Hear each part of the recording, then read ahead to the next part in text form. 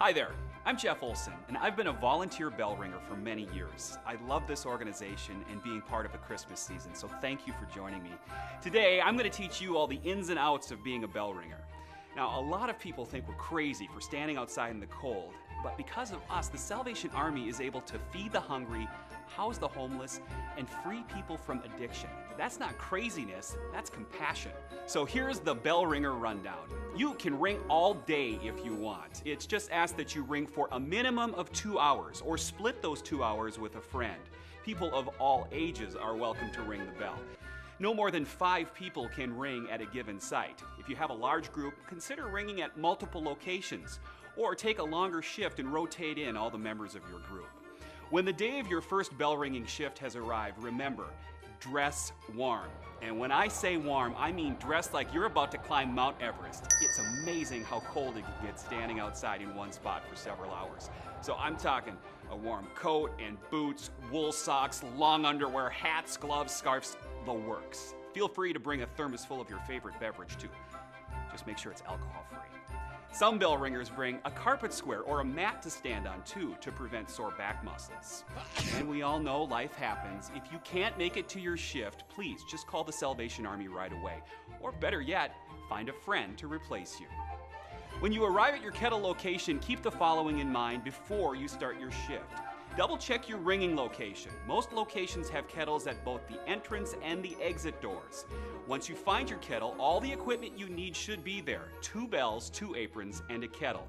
If you need more than 2 bells, please bring your own. If your shift is the first of the day, the kettle equipment may arrive a few minutes later depending on weather and traffic, so please be patient. I assure you it's coming. If your shift starts after 10 a.m., it's likely that another bell ringer will be at your kettle finishing their shift, so let them know you're next to volunteer. The store wants to provide their customers with the best shopping experience possible. You and the Salvation Army are part of that experience. So please help by plastering a smile on your face, wishing folks a Merry Christmas or Happy Holidays, and saying thank you to people for their donations. Now, if foot traffic is better somewhere else nearby, you may be tempted to move your kettle, but don't.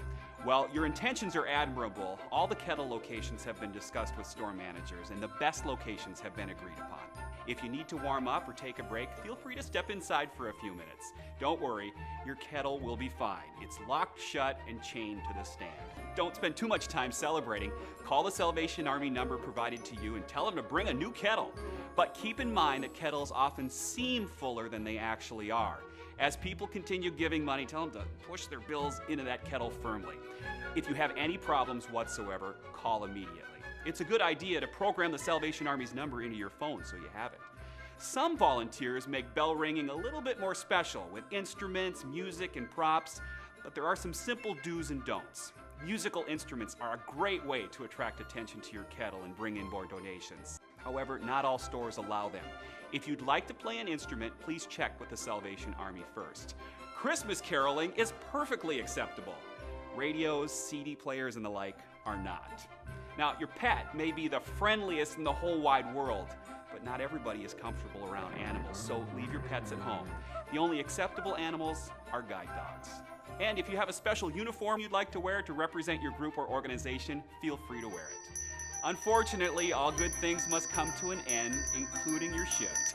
Another ringer should arrive at your kettle, and when they do, don't forget to give them your bell and apron. Those aren't souvenirs, they have to stay with the kettle.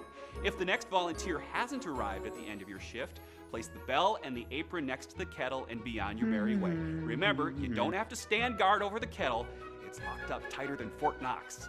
If you have the last shift of the day, feel free to leave when it's over. The Salvation Army will take care of everything else, picking up the kettle, bells, and apron. Once again, thank you so much for your interest in becoming a Salvation Army bell ringer. Thank you for volunteering with the Salvation Army this Christmas season.